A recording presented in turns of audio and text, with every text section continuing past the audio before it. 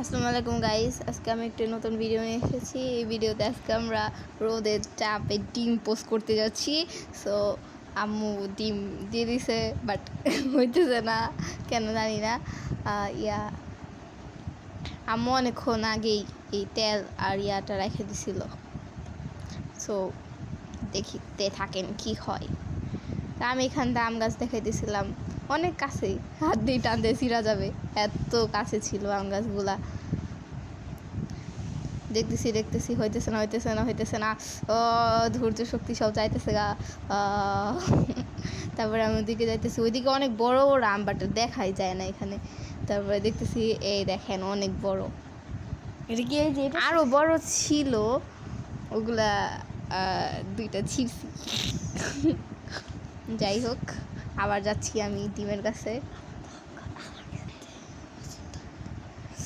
এখন আমি ডিম আমি খোঁজাখুঁজি করতেছিলাম, একটু পরে দেখেন ডিম খোঁজাখুঁজি করবো, পরে আম্মু বলতেছে যে এই রাখ।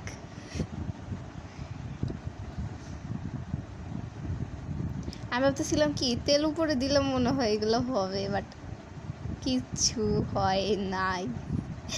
তাও আমি খোঁজাখুঁজি করতেছিলাম, আম্মু না করার পরও করতে গেছিলাম।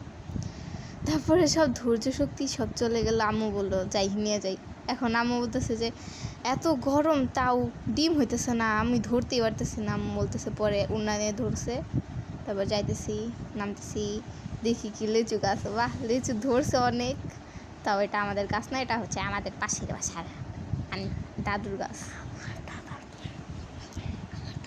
যাই হোক, বাই, আজকে ভিডিওটা এই পর্যন্তই, পরে দেখা হবে, বাই বাই।